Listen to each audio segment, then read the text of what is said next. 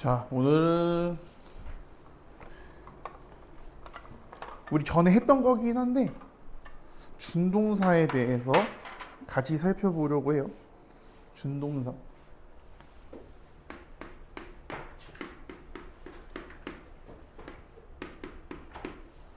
우리가 준동사 이러면은 잘 감이 안 올 수 있는데, 이 준동사라고 하는 거는 동사에서 나온 말이야.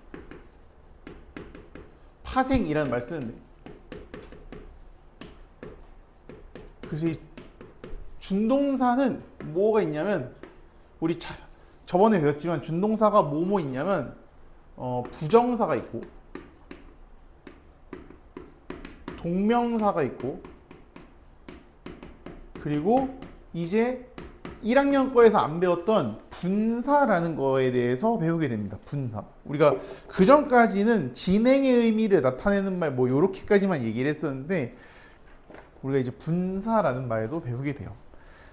우리가 지금까지 배웠던 거 생각을 해보면은 품사에 대해서 배우고, 그 다음에 시제에 대해서 배우고, 조동사에 대해서 배우고, 그 다음에 명사하고 대명사하고 형용사하고 부사에 대해서 공부를 했었죠. 그렇죠? 그리고 형용사 부사에 대한 용법들까지도 우리가 공부를 했었던 것 같아. 그래서 준동사에 대해서 배울 준비가 기본적으로 끝났어. 자, 이 준동사라고 하는 게 기본적으로 동사에서 파생되는 말이니까 이 준동사에는 뭐가 포함되어 있을까? 동사가 포함되어 있는 거야. 왜 이렇게 얘기하냐면, 봐봐. 우리가 뭐 배운다고 했냐면 부정사에 대해서 배울 거고, 그 다음에 동명사에 대해서 배울 거고, 분사에 대해서 배울 텐데, 우리가 여러분들 보면 부정사 한 단원, 동명사 한 단원, 그리고 분사 한 단원 이렇게 돼 있을 거야. 되게 범위가 큰 거란 말이야. 범주가 굉장히 크거든, 범위가. 근데 오늘 수업 시간에는 뭘 할 거냐면, 이 부정사, 동명사, 분사를 배우기 위한 가장 기본적인 것들에 대해서 다시 한번 좀 복습을 해보려고 해요. 자, 일단은 이 부정사, 동명사, 분사에 대해서 보기 전에 얘들을 알기 위해서 필요한 재료들에 대해서 좀 고민을 해봅시다. 이 부정사나 동명사나 분사는 기본적으로 어디서 나온 말이다? 동사에서 나온 말이다. 이 안에 뭐가 있다? 동사가 있는 거야.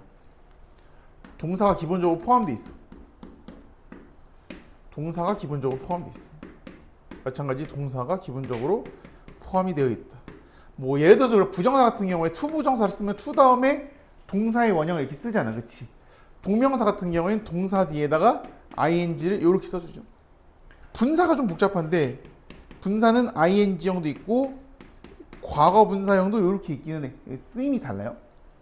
자, 그러면은 부정사가 어떤 건지에 대해서 알기 위해서는 우리가 부정사 말고 뭘 또 알아야 되냐면, 이 명사도 알아야 되고 형용사도 알아야 되고 또 부사도 알아야 돼. 동명사를 알기 위해서는 동사랑 명사를 잘 알아야 돼.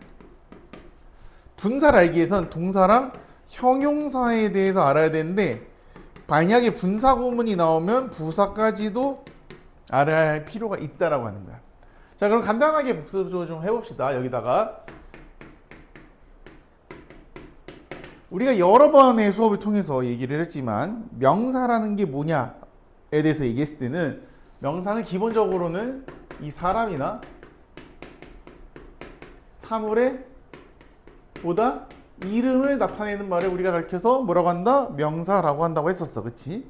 명사가 문장 속에서 하는 역할은 뭐다? 문장의 주인인 주어 역할, 그리고 행위의 목적인 목적어 역할, 그리고 이 주어와 목적어를 모두 설명해 줄 수 있는 무슨 역할? 보어의 역할을 한다라고 했어.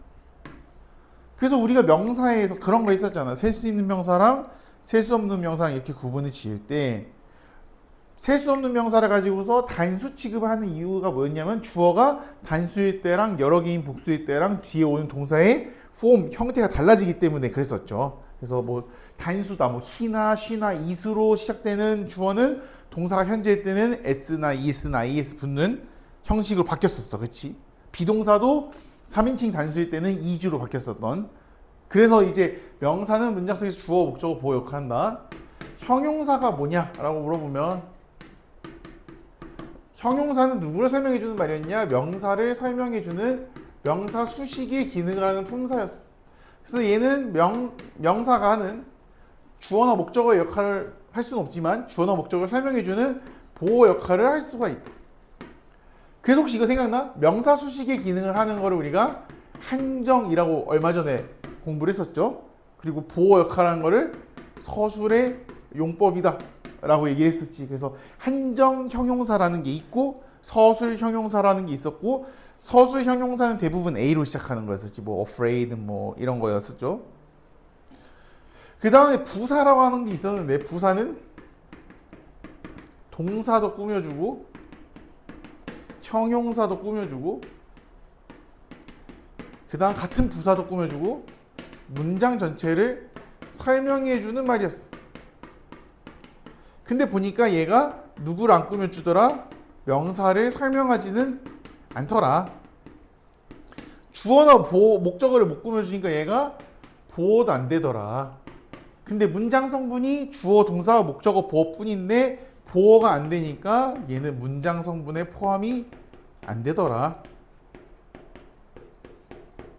근데 부사를 쓰는 이유는 뭐였냐? 문장을 의미를 풍성하게 만들어주기 위한 부속품으로서 우리가 부사를 쓴다라고 얘기를 했었죠. 요거까지 수업했던 거 생각나? 기억나죠? 자, 그럼 동사 한번 간단하게 볼게. 동사는 우리가 저번 교재에서 요거 생각하면 돼. 저번 교재에서 우리가 동사할 때 문장의 형식이랑 붙여서 설명했었던 거지. 목적어가 있냐 없냐 요거 했었던 거 생각나? 얘가 이제 보어와 목적어의 유무에 대해서 이름이 달랐었죠. 보어가 없을 때랑 있을 때, 목적어가 없을 때랑 있을 때랑 두 개의 때였다. 그러니까 기본적으로 동사가 뭐냐라고 했을 때 이 동사는 동작이나 이 상태를 나타내는 말을 우리가 동사라고 불러. 뭐랑 뭘 나타내는 말이다? 동작이나 상태를 나타내는 말이다. 그래서 보어는 우리가 보호자 얘기했었지. 보호자 없으면 나는 완전, 보호자가 있으면은 불완전. 그리고 목적은 친구 얘기했었지. 친구 없으면 자동사, 친구 있으면 타동사, 두 명 있으면 수여동사 이렇게 얘기한다고 했어. 이게 우리가 이 준동사, 동사에서 나온 말을 알기 위해서 알아야 되는 기본적인 단위들이야. 명사, 형용사, 부사, 그리고 동사 이렇게까지인 거야. 자, 그러면은 쉬운 것부터 해보자. 자,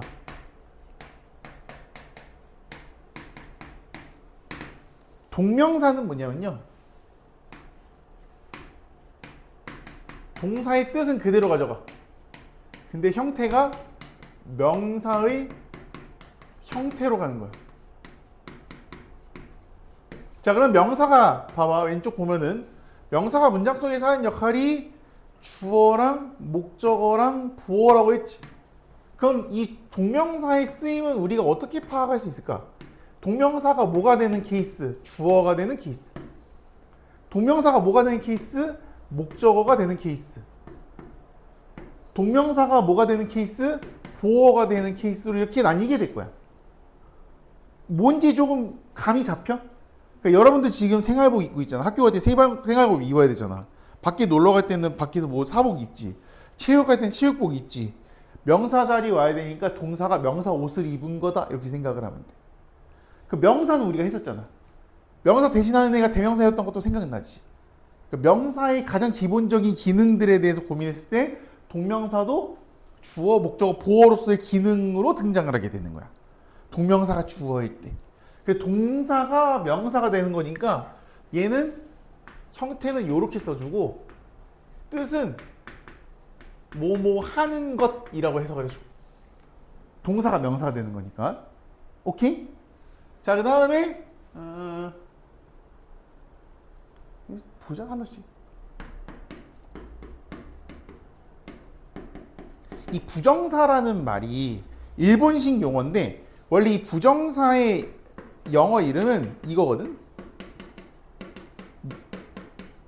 이게 뭐냐면 여기가 요런 단어가 있었는데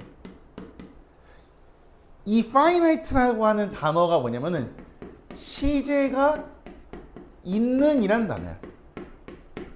그러면은 대충 봐도 앞에 in이 붙었으니까 이 부정사는 원래는 뭐로 쓰인 거냐면 to 다음에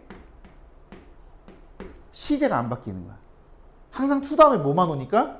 동사의 원형이 오니까. 여러분 조동사 뒤에 동사 원형 이렇게 배웠지? can이나 may나 shall 같은 애 뒤에 동사 원형 온다고 했잖아. 그게 사실은 원형 부정사인 거야. 어떠한 상황에서도 시제를 타지 않는다 이렇게 생각을 해야 돼. 근데 우리가 학교 현장이나 여러 가지 뭐 교재들에서 부정사라고 배우기 때문에 거기에 포커스를 맞춰서 공부를 하는 거지. 원래 이 부정사라고 하는 단어가 왜 생겼냐면 앞에 to가 붙어서 문장 속으로 들어간 거야. 근데 동사가 아니게 된 거지. 시제가 없으니까. 근데 이 일본식 표현에서 부정사는 어떤 의미로서 이제 용어가 만들어진 거냐면 품사가 정해지지 않은 말이 되는 거야.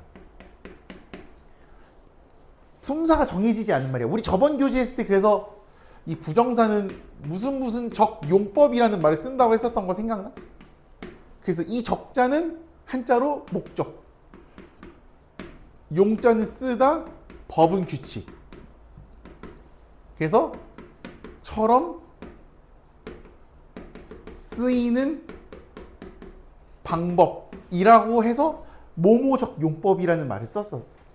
그래서 부정사는 용법으로 갔을 때는 얘가 명사처럼 쓰이는 명사적 용법이 있고 형용사처럼 쓰이는 형용사적 용법이 있고 부사처럼 쓰이는 부사적 용법이 있는 거야. 그러면 생각해봐. 동명사는 명사로 쓰이는 것만 알면 되잖아. 근데 부정사는 명사로 쓰이는 것도 알아야 되고 형용사로 쓰이는 것도 알아야 되고 부사로 쓰이는 것도 알아야 되지. 내용이 훨씬 더 많지. 그러니까 할 게 훨씬 더 많겠죠. 맞아? 그럼 한번 또 생각을 해보자. 간단하게 써보자고. 명사니까 또 얘랑 똑같아. 얘가 주어일 때 어떻게 되는지, 목적어일 때 어떻게 되는지, 보어일 때 어떻게 되는지에 대해서 공부를 하겠지. 형용사 같은 경우에는 형용사적 용법, 형용사처럼 쓰일 때는 얘가 명사를 어떻게 꾸며주는지에 대해서 살펴보게 될 거야. 부사니까 기본적으로 뭘까? 의미를 더해주는 용법인데 얘는 문장 성분에 포함이 될까 안 될까? 그렇죠. 안 되는 거야. 그래서 여러분들이 교재 보면은 그럼 역으로 생각을 해보자. 지금은 외우고 이런 게 아니니까 명사처럼 쓰이는 거는 명사적 용법이야. 그치? 형용사처럼 쓰이는 거는 형용사적 용법이고 부사처럼 쓰이는 거는 부사적 용법이야. 그러면은 내용이 뭐가 제일 많을 것 같아? 그냥 생각을 하기에. 의미의 내용이 가장 많은 건 뭘까? 부사야, 부사. 부사는 의미로만 접근을 하는 거잖아. 명사는 오히려 쉬워. 왜? 명사는 문법적인 접근성이 강하거든. 얘가 부정사가 주어가 됐을 때, 부정사가 목적어가 됐을 때, 부정사가 보어가 됐을 때 이 케이스들만 가는 거야. 형용사는 훨씬 더 적겠지. 형용사는 명사 꾸며주는 거니까. 그래서 얘도 똑같아. 명사는 하는 것. 얘는 하는 이야. 얘는 의미가 좀 많아. 하기 위해서도 있고 해서도 있고 되게 많아. 뭐 이 부사 같은 경우에는 간단하게 보면은 얘가 가장 많이 쓰이는 거는 목적, 뭐뭐 하기 위해서.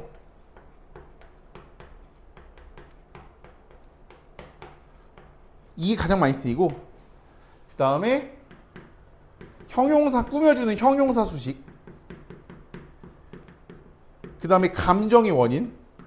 이건 뭐 감정 원인은 잘 모르겠으면 저거 생각하면 돼. 여러분 만나서 반가워 영어로 어떻게 써줘? Nice to meet you 이런 말 쓰지. 반갑대. 왜 반가워? 만나서 반가워. 그래서 그 만나서가 감정의 원인이 되는 거야.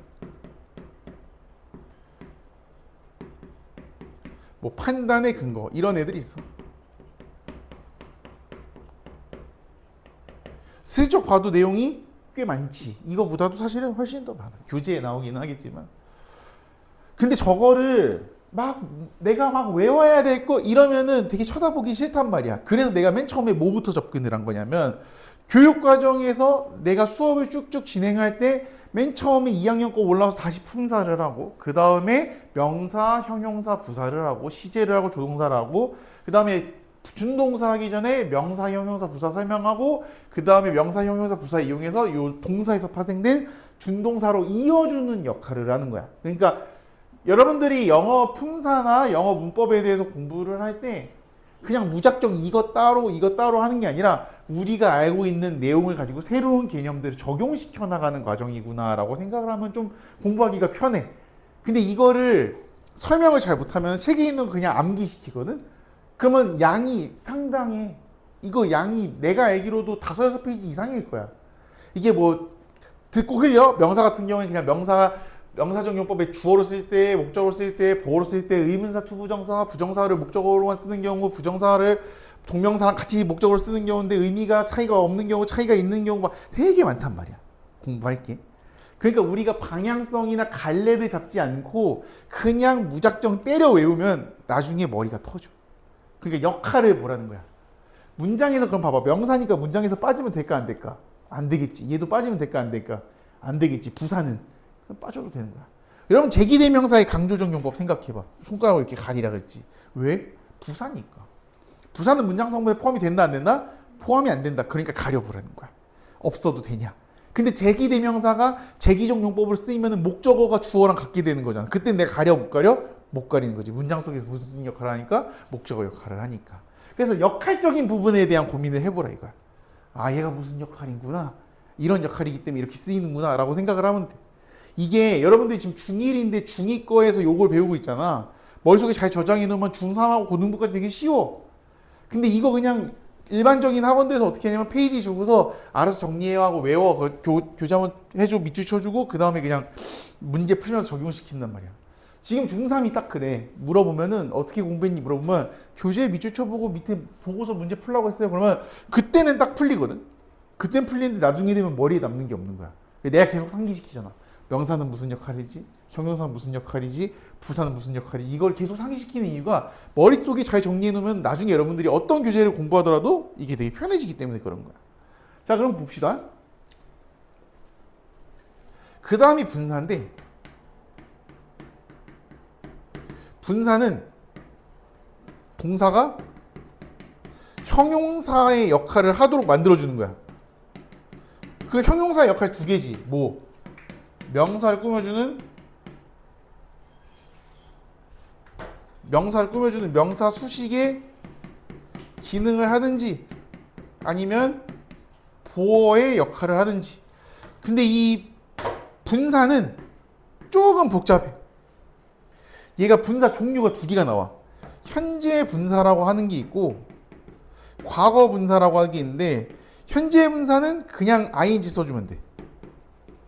근데 과거 분사는 pp인데 니네가 pp가 뭔지 잘 모르면은 우리 단어 3단 변화 외울 때 sing, sang, song 그 마지막에 있었던 거 있지. 그 마지막에 있는 게 과거 분사야. begin, began, begon하고 마지막에 외웠던 거 있지. 이해 그 생각나? sing, sang, song 했을 때 마지막에 외웠던 거? 그게 과거 분사야. 이제 그거를 쓸 때가 온 거야. 우리가 저번 교재에서 이거 외워서 막 썼었잖아. 쓰고 막 테스트 봤었잖아. 이제 그걸 쓸 때가 된 거야.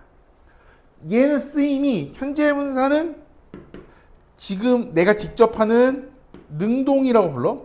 그리고 내가 하고 있는 상황인 진행일 때 써줘. 우리 그가 피아노를 치고 있습니다 했을 때 어떻게 썼어? He is playing the piano 썼었죠. 그 playing이 바로 요건 거야. 현재 분사. 하고 있는 이라는 뜻이야. 내가 여러분들한테 그런 얘기 했잖아. 진행 시제 쓸 때 중자 쓰지 말라고. 우리는 하고 있는 이라고 쓰자고. 상태니까. 근데 학교에서는 중자라는 말을 많이 쓸 거야. 진행형이니까 뭐뭐 하는 중이라는 말을 쓸 텐데 여러분들이 학교에서 틀렸다는 건 아니야. 그렇지만 나중에 좀 장기적으로 영어 공부할 때는 하는 중이라는 말 대신에는 하고 있는 그는 피아노를 치고 있습니다. 이게 좀 더 자연스럽잖아. 우리말로 했을 때는 피아노 치고 있는 중이에요. 이러면은 뭔가 뭐 꼭 중자를 강조하는 것 같으니까 여러분들도 진행 의미를 살릴 때는 하고 있는 이라고 해주는 게 훨씬 더 그 어감에 맞는 거야. 과거 분사 같은 경우에는 내가 되어지는 수동과 완료 시제했어. 우리 시제할 때 현재 완료 시제했던 거 생각나? 현재 완료 have 다음에 pp 썼었지. 뭐 see, saw, seen, be, was, been 이렇게 썼잖아. 그 과거 분사의 완료가 이 완료 용법이야. 그 다음 수동은 봐봐 이런 거야. 여러분 창문을 이렇게 깨진 창문을 봤어. 그냥 간단하게 설명한 거야. 깨진 창문은 이렇게 봤어. 어떤 사람은 야 누가 창문 깼네 이렇게 얘기하는데 보통 뭐라고 해? 야 저거 창문 깨졌다 이렇게 얘기하지.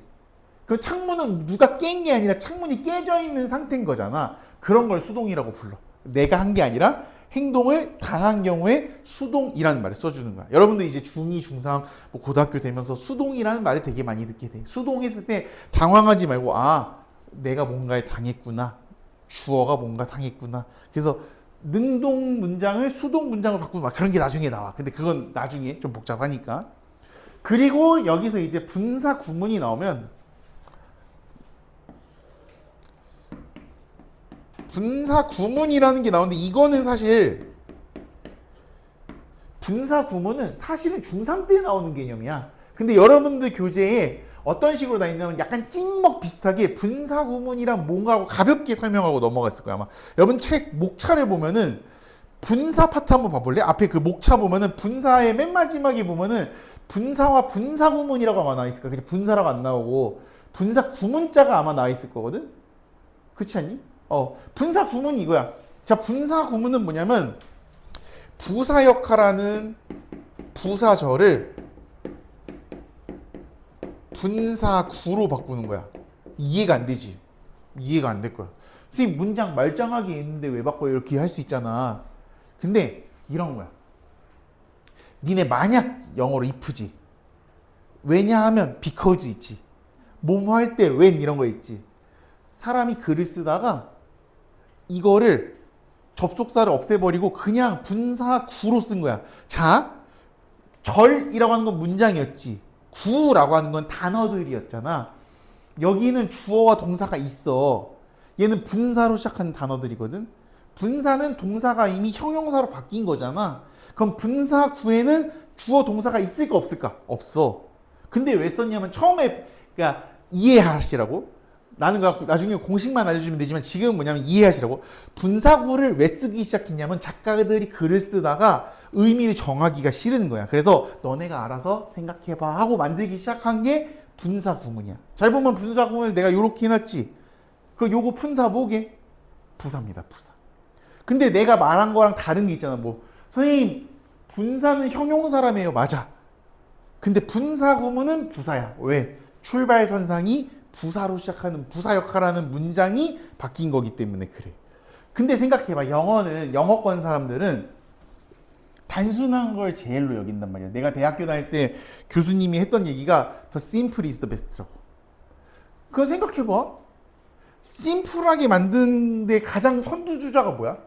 우리 얼마 전에 했던 대명사야. 대명사. 왜 명사를 대신해? 그냥 명사 써도 되잖아. 근데 왜 명사를 대신해? 또 쓰기 싫으니까. 대신해서 쓰는 명사가 대명사였잖아. 영어는 어떻게든 문장을 간결하게 만들려고 노력해. 그러니까 이 문장보다 단어들이 좀 더 심플하다고 생각을 하는 거야. 그래서 요거 바꾸는 거 연습을 해. 근데 중3까지는 문법이라는 걸 배우거든? 그럼 중3까지는 재미없는 거래. 자, 부사절을 가지고서 분사구를 만드는데 이게 또 규칙이 있거든? 나중에 할 때 하겠지만 뭐 접속사 생략하고 주어 생략하고 동사 막 바꾸는 거 있어. 그건 나중에 하더라도 그러면은 생각해봐. 이게 중학 보통 3학년 2학기쯤 나오는 고급 문법 중에 하나야. 그럼 단순하게 분사구문을 왜 쓰냐 했을 때는 부사였던 문장, 부사 역할하는 문장을 가지고 분사구를 바꾸는 거래. 그럼 여러분들한테 뭘 시킬까? 학교나 교육과정이나 문제집에서 첫 번째 부사절을 가지고 뭘로 바꾸는 연습? 분사들로 바꾸는 연습. 그 두 번째는 뭘 시킬까? 분사구를 가지고 원래 문장을 만들어 보는 연습. 그 두 개 엄청 많이 해 나중에. 이거 보고서 바꿔봐라. 이거 보고서 원래대로 돌려. 그래서 문장을 바꾸고 문장을 원래대로 돌리는 환원의 과정이라 그래. 환원. 이 두 개를 왔다 갔다 해. 그러고서 바꾼 거 중에 올바르지 않은 것은 원래대로 문장 중에 올바르지 않은 이런 걸 되게 많이 하거든. 그래서 그런 거를 하기 위해서 여러분들한테 지금 당장 뭐 분사구문 바꾸는 연습 이게 아니라 우리가 보는 동사에서 파생돼 나오는 준동사를 어떻게 배우는 거냐면 준동사의 동사에서 나온 말인데 얘들이 명사, 형용사, 부사의 각각의 역할을 가지게 되는 거야. 이 역할을 가지고서 우리가 알고 있는 역할들과 합쳐서 준동사 파트로 만들어 버리는 거야. 그러면 생각해봐. 요거까지 하면은 이제 거의 다 끝나는데 이런 말 들어봤을 거야. 의미상 주어라는 말 들어봤을 거야. 혹시 지나가다가 뭐 투부정사 앞에 for를 쓴다든지 동명사 앞에 소유격이나 목적격을 쓴다든지. 근데 봐봐, 말이 좀 이상하지 않아? 왜 이상하냐면 그냥 주어면 주어일 것이지 앞에 무슨 글자가 붙었어? 의미상 주어라는 말이 붙었거든. 왜 의미상 주어일까? 얘는 형식이 없는 거야. 주어는 뭐밖에 안 돼, 얘들아? 명사밖에 안 되지. 근데 투부정사가 안에 뭘 품고 있어? 동사를 품고 있지. 그럼 의미상의 주어를 왜 쓰냐면 문장의 주어랑 준동사의 동작의 행위자가 다른 거야. 다른 거야. 그래서 표시를 해주고 싶은 거야. 근데 얘는 동사는 아니잖아. 동사에서 나온 말이니까 역할만 있잖아. 명사가 되고 형용사가 되고 부사가 되고 하잖아. 그러니까 주어로는 안 되는데 행위자를 표시해 줄 수 있는 의미상의 주어를 써주는 거야. 그러니까 의미상이 무슨 대단말이 아니라 의미상, 형식상 이게 형식상으로는 안 되니까 의미상의 행위자를 표시해 주기 위해서 의미상 주어라는 말을 쓰는 거야. 그래서 여러분들이 의미상이란 말을 들으면 머릿속으로 뭘 생각해야 되냐면 아, 얘가 문법적으로 뭔가 하자가 있구나. 우리가 일반적으로 알고 있는 우리가 일반적으로 알고 있는 주어는 무하자야. 빠빠빠라밤. 근데 이제 얘는 하자가 있는 거지. 얘는 문법적으로는 안 되는 거야. 그러니까 의미상 주어라고 부르는 거야. 이해돼? 그러니까 여러분들이 학교에서 이제 의미상 주어라는 말을 들을 거야. 당황하지 말고 아, 문장 주어랑 다르구나 정도만 생각하면 돼. 그 다음에 단순과 완료가 있거든. 완료 본 적 있지? 현재 완료, 과거 완료할 때 그 완료처럼 쓰이는 거야. 근데 단순이라고 하는 거는 자, 생각해봐. 얘들이 명사, 형용사, 부사, 명사, 형용사, 부사 이렇게 되면은 이 애들이 포함된 문장에는 기본적으로 원래 뭐가 있을까? 동사가 있겠지. 그 조금 어렵게 얘기하면 주절의 동사라고 불러. 그러니까 얘들을 제외하고 동사가 있을 거 아니야. 그치? 이 단순이라고 하는 건 뭐냐면 주절의 동사의 때와 여기 나와 있는 동명사, 부정사, 분사의 때가 같을 때는 그냥 단순이라고 불러. 그럼 생각해봐. 단순일 때는 우리가 따로 표시해 줄 게 있을까 없을까? 없는 거야, 굳이. 근데 이 부정사 안에 있는 동명사 안에 있는 분사 안에 있는 일이 우리가 그 문장의 주어보다 하나 앞서서 일이 생길 수 있어. 근데 그걸 표시해 줘야 되는데 얘들은 문제가 뭐야? 얘들은 동사가 아니지. 동사에서 나온 말이지만 얘들은 좀 엄밀히 따지면 명사, 형용사, 부사, 명사, 형용사, 부사지. 그러니까 얘가 시제를 표시할 수 있어 없어? 없잖아. 동사가 아니니까. 근데 사건이 얘보다 먼저 일어났습니다 까지는 알려줄 수 있거든. 그래서 to 다음에 have pp를 쓰던가 to 다음에 have pp를 쓰던가 having pp를 쓰면은 주절 사건, 문장 속에 동사 사건이 여기 있을 때 이 동명사, 부정사, 분사 사건이 하나 앞에 있습니다라고 약속을 해서 알려주는 게 완료자가 붙는 거야. 그러니까 여러분들이 중3 되면은 완료 동명사, 완료 부정사, 완료 분사 이런 말을 들을 거야. 그래서 얘들 앞에 완료 아니면 완료형 동명사, 완료형 부정사, 완료형 분사 이런 완료자가 앞에 붙으면 어렵게 생각하지 말고 아, 지금 얘들이 표현해주고 있는 일이 우리 문장의 일보다 먼저 일어났나 보네 정도로만 생각하면 돼. 이 정도만 알면은 여기 이제 가장 기본인데 이 정도만 알면 사실 고등학교 지문 해석하는 것도 문제가 없어. 문제가 없어. 그럼 생각해봐. 하는 것이잖아. 동사가 명사가 되는 거잖아. 그 명사 종류 중에 뭘까? 우리가 일반 명사, 집합 명사, 추상 명사, 물질 명사, 고유 명사 이렇게 5개 배웠는데 얘들이 명사로 쓰일 때는 명사 5가지 중에 어디에 속할까? 추상 명사에 속해. 왜? 하는 것이잖아. 제가 추상 명사 설명할 때 그런 얘기 했잖아. 얘들아 사랑.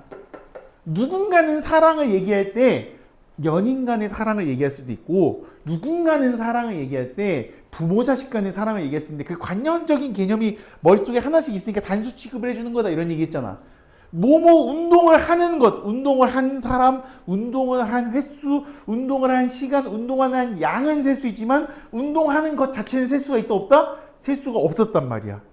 그러니까 뭐였어? 추상적 개념이었다. 그건 셀 수 없는 명사니까 얘들이 주어로 쓰이면 어떻게 될까? 무슨 취급? 단수 취급. 그 얘들은 다 단수형 써주는 거야. 이게 세계관이 그러니까 다 연결이 이렇게 되는 거야. 우리가 맞아. 그때 배웠던 거 지금도 얘기해 주니까 쫄쫄씩 어렴풋이 생각나지. 그때 했던 게 맞아 명사 그런 거였었어. 형용사 그런 거였었어. 그러면 이것도 한번 해볼까? 얘는 단어가 하나란 말이야. 그냥 머릿속으로 생각을 해봐. 얘는 단어가 하나란 말이야. 앞에 있을 수 있지. 명사 앞에. 단어가 길어지면 뒤에서 앞을 설명해 주지. 맞아? 근데 얘는 봐봐. 일단 몇 단어로 출발이야? 부정사는? to 다음에 동사 쓰면 일단 2단어로 출발이지. 명사 앞에 쓰일 수 있을까 없을까? 못 쓰요. 얘들은 항상 어디 있을까 그럼? 명사 뒤에서 앞을 이렇게 설명해 주는 거야. 명사가 설명해 주는 명사가 이렇게 있고 to로 시작하는 얘들 이렇게 와서 뒤에서 앞으로 꾸며줘. 얘가 그 명사 앞에 위치하는 in이나 on 같은 애들 이름이 뭐야? 품사 이름이? in, on, from, at 이런 애들 품사 이름이 뭐였어? 전치사 아니었어? 전치사? 맞죠? 전치의 의미가 뭐야? 전치. 위치가 어디? 앞에. 누구 앞에? 명사 앞에. 그러니까 전치사라고 쓰는 거야. 요거 이해돼? 다시 한번. 전치사의 이름의 의미가 뭐냐면 명사 앞에 위치하는 전치사라서 그래. 그럼 얘는 지금 명사 앞에 있어? 뒤에 있어? 투부정사가? 뒤에 있지. 그럼 앞, 전이면 뒤, 후지. 그래서 부정사의 형용사적 용법에서는 후치, 수식이라는 말이 항상 붙는 거야. 근데 처음에 아무것도 모르고 후치, 수식이라는 말을 들으면은 저 뭔 소린데 이렇게 한단 말이야. 전치사 생각하면 돼. 전치사가 명사 앞에 있으니까 전치사거든. 그 전치사 품사 이름이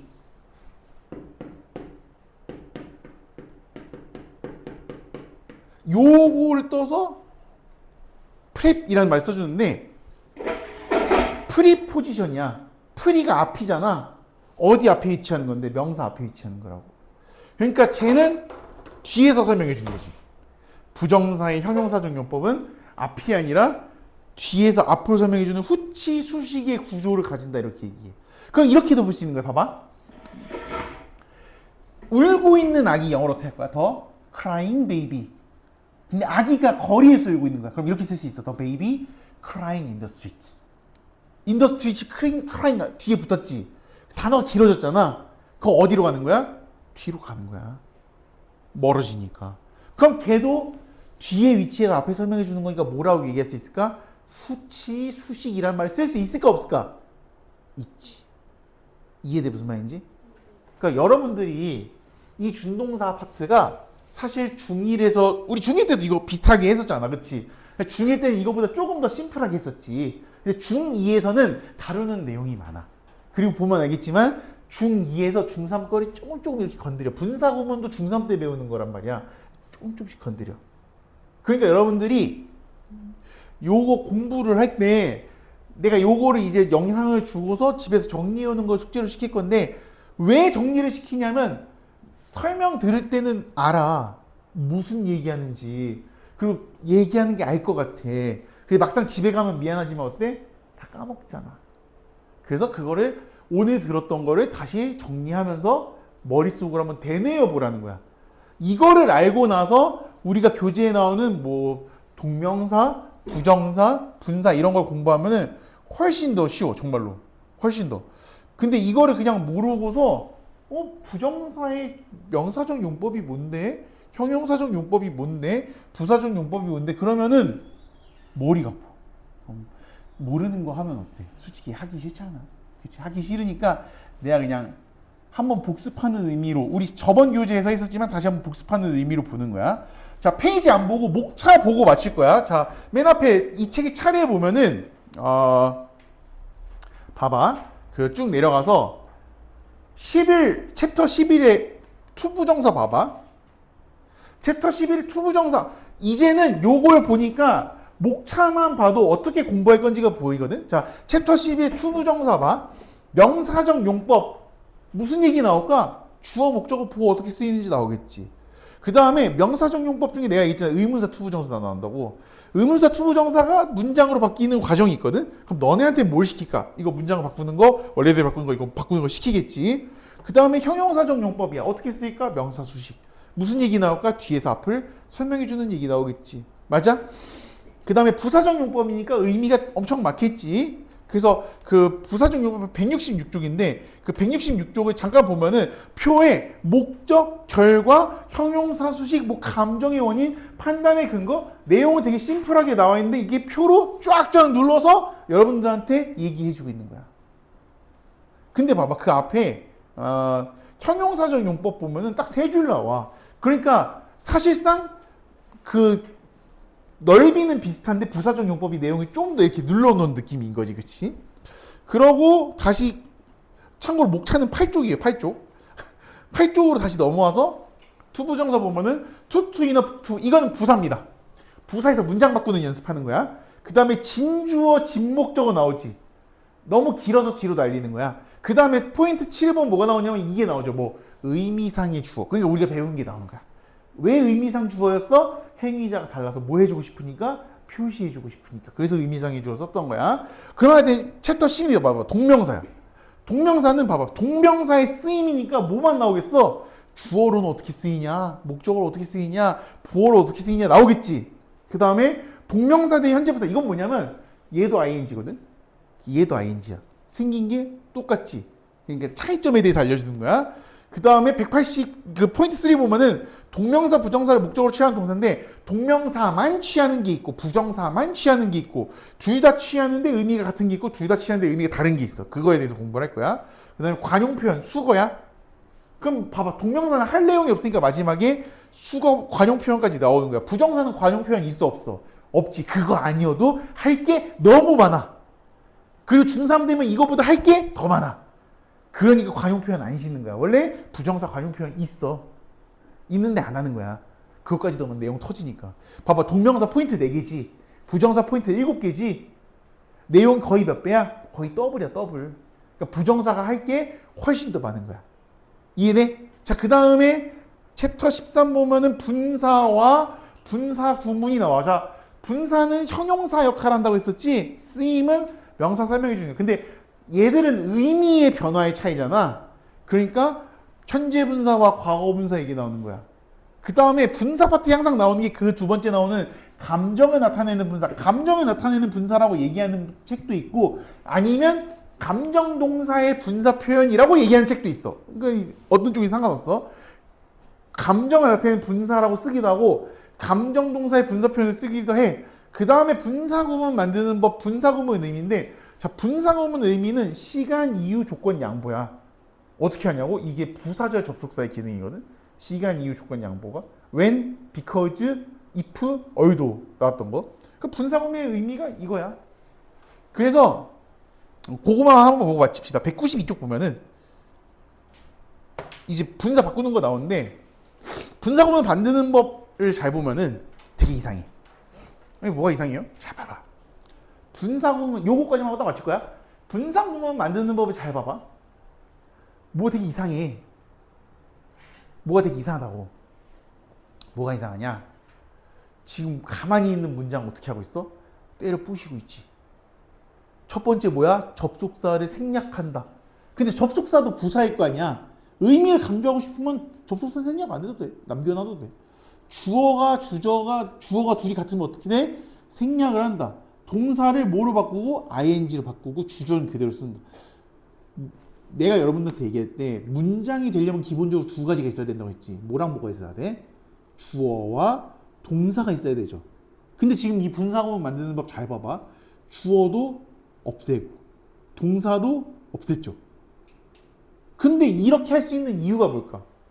어떻게 이렇게 할 수 있는 거야? 얘가 품사가 뭐니까? 부사니까. 부사는 뭐만 통하면 돼? 뜻만 통하면 되잖아. 뜻만. 의미를 더해주는 역할이라서 뜻만 통하면 되잖아. 얘 문장성분 포함 안 되잖아. 그러니까 분사구문이 성립할 수 있는 거야. 부사 가지고서 만드는 거니까. 문장에 포함이 되니까 안 되니까 안 되니까. 이게 다야.